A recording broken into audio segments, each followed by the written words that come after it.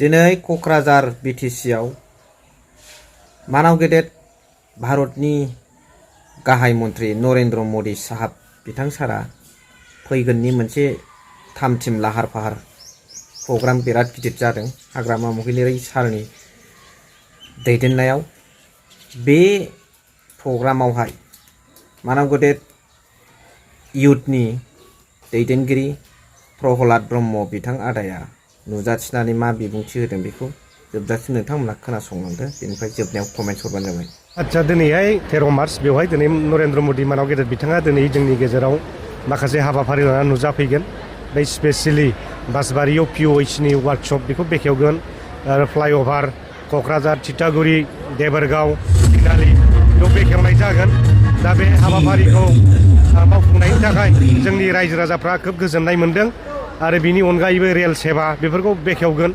दा जे जोंनि बिटिसिआव बा आसामाव मोनसे डेभेलपमेन्टेल जे खामानिफोर बे मोनसे तीव्र गतियै दिनै आवगायलांगोन आरो जोंनि बिटिसिआबो डेभेलप जालांगोन।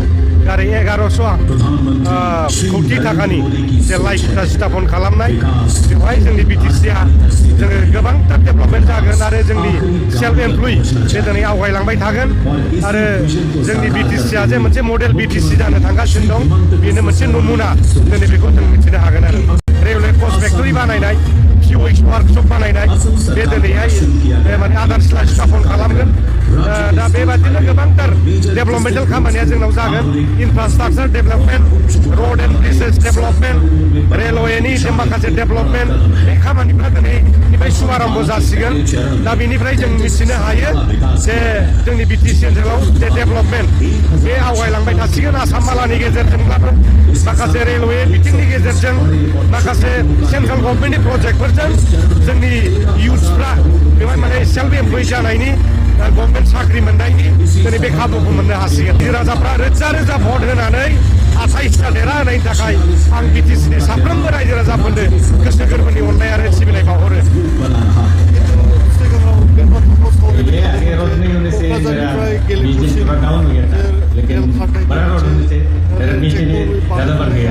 पहले तो यहाँ से कोकराझार पहुँचने में आपको 1 घंटा लग जाता है, अभी 25 मिनट में हम कोकराझार पहुँच गए।